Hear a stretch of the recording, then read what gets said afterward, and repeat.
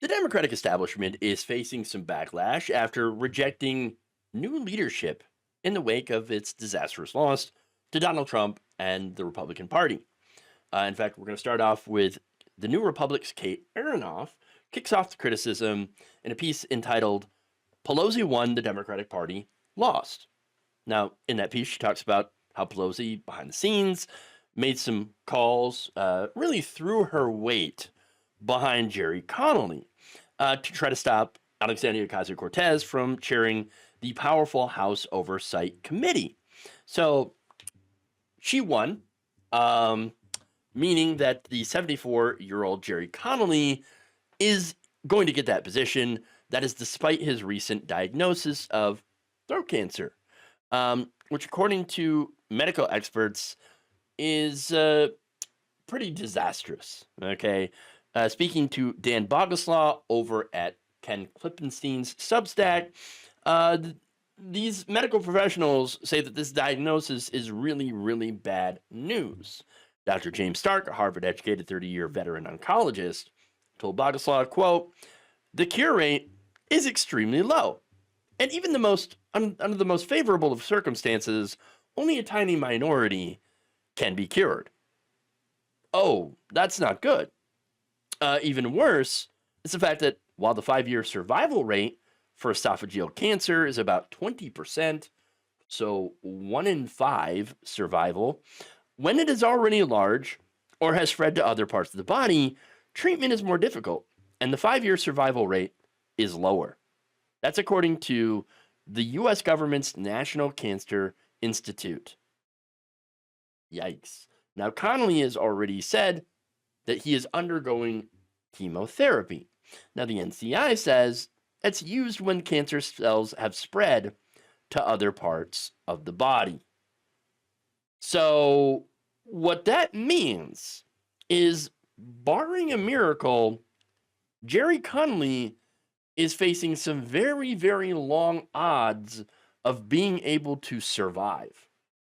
He may die in office while chairing a committee responsible for overseeing ethics and accountability. Remember, there's a 5-year window. Okay, 5 years. And that's a 1 in 5 chance of surviving the next 5 years. Meaning that he'll be in that position. Maybe he won't even survive the entire Trump administration. Obviously, I hope that he does. I hope that these medical professionals are wrong. I have no desire to see someone die in office, right? Nonetheless, these are some very significant challenges. And even if he does manage to survive, which is certainly possible, going through this is a grueling process. I mean, Dr. Stark said of the treatment, quote, "It is a horrendous thing to undergo. After radiation and chemo, a patient will likely have his esophagus removed. If that happens, they'll take a piece of the stomach and hook it up to the area where they remove the tissue." So that is, that is a serious, serious procedure, which, again, for somebody who is younger, still would require a lot of recovery time. Connolly is 74. He's not exactly young. And so that recovery time is gonna be tough. Okay. Now, of course, there's another Pennsylvania surgeon who told Dan straight up, quote, "This man is clearly dying. This is insanity." Meaning, of course, that why is he chairing a committee that is so instrumental, so important? And so, yeah, I mean, that's pretty stark. Okay. Another doctor put it, quote, "His goose is cooked." Wow. Wow. And so that gets me to ask the question, why does it seem that older Democrats keep wanting to die in office rather than pass the torch to a younger generation? I mean, look, I don't want to presume to speak for anybody else, but for me, if I were in that position, I would want to spend what time I have left with my family and friends and not sit there in committee hearings while suffering from the effects of radiation chemotherapy. All right, I wouldn't want to do that. That'd be horrible. Why would you? Why would you want to do that? Is it so hard for them to give up their power? Is it? I mean, it's not like you can take it with you. It's not like it'll matter within 5 years. And not for him, but for the rest of us, it does matter. And again, even if he does survive this, recovery is going to be very, very difficult. And it makes me question whether or not he'll have the stamina and strength to be able to do his job effectively and to hold Donald Trump accountable. I would say personally, no. I would say no. And that, I think it's a big problem here. And that kind of tells me that Democrats are not planning to do a lot of resistance during this Trump administration. And that's a problem. It feels like to me that they have basically begun to fall in line, at least the politicians, right? I mean, because if you were planning to resist, then wouldn't you put your stronger fighters on the forefront in these leadership positions? AOC is young, she's smart, she's progressive. And, you know, and here's the other thing, right? She's been trying to play nice with her colleagues. So much so that there's a lot of people on the left who are very mad about it. They want her to be more disruptive, but she's like, no, if I play nice, then I'm going to get accepted into the halls of power, and then I'll be able to do progressive things. It's sort of like the insider strategy, right? And of course, it's made a lot of people on the left very, very angry that she's been trying to play nice in that system.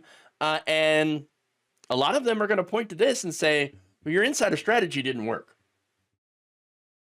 Because even if you try to play nice, they're going to see that not only are you young, but you're progressive. We're going to deny you leadership because you haven't been here long enough. You haven't paid your dues. Okay.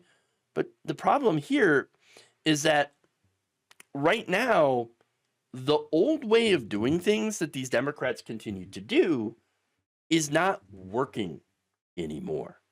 And so that's the problem, right? And look, AOC, she knows what the country wants to see with policy. I think she'd be great at holding Republicans accountable. And yet Pelosi and the establishment, they did everything that they could to block her from taking that position. And that leads many people to wonder why. And more importantly, how is putting in Connelly going to help Democrats hold Trump accountable? And how is blocking younger progressives from leadership going to help them win elections? And I can't answer that. Other than, for my opinion, is it's not going to help Democrats win election. Okay? I think that putting the same leadership in power that lost to Trump over young new leadership, I think it's going to just ask for more losses. That's what they're doing. They're asking for more losses. Getting back to Aranoff's piece, she said, quote, "The elderly are not too old to govern, but they may in this case be too attached to a failed way of doing things." And so, like, if you're saying that, oh, you guys are just making ageist arguments, you're against old people. No, we're not against old people. We're against old ways of doing things. Okay, and that's the other thing, right?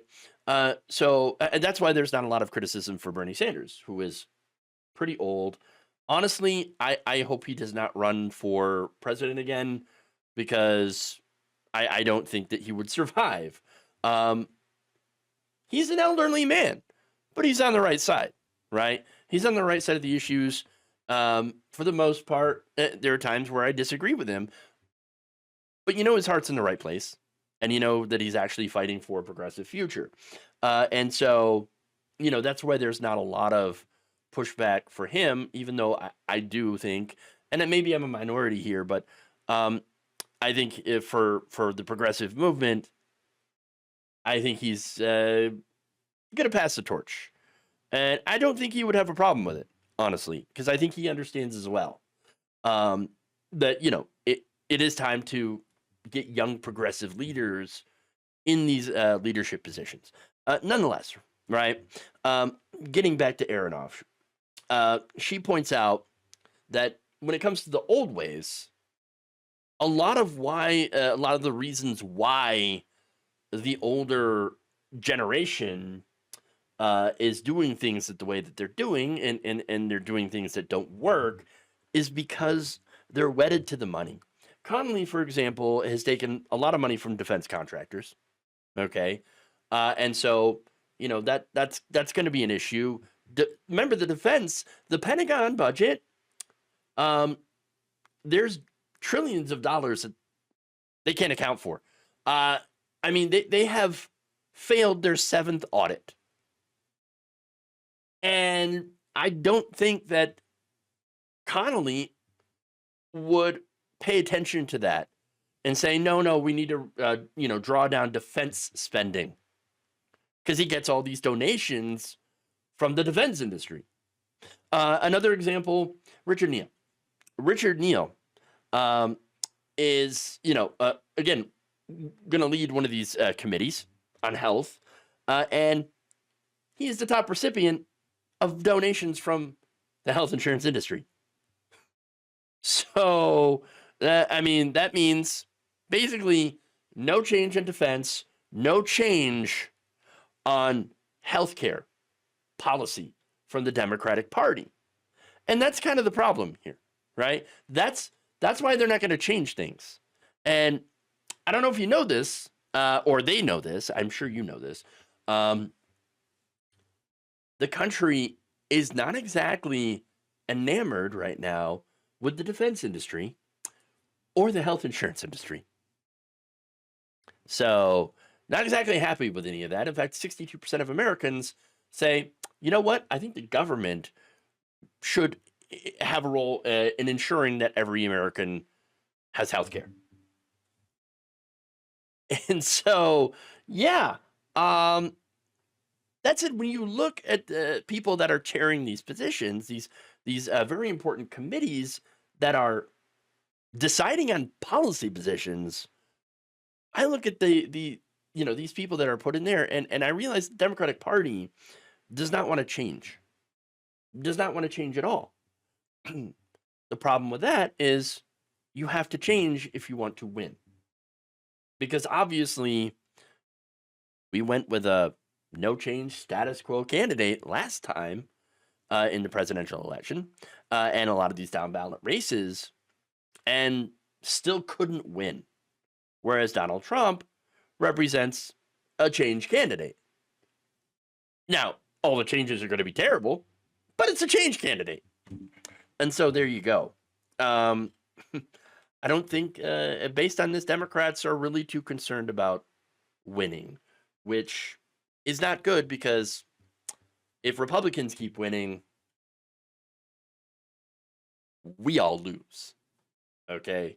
That said, I want to show you Chris Hayes' reaction to this. It feels like a moment of genuine madness. As a general matter, this is a very risky undertaking for everyone.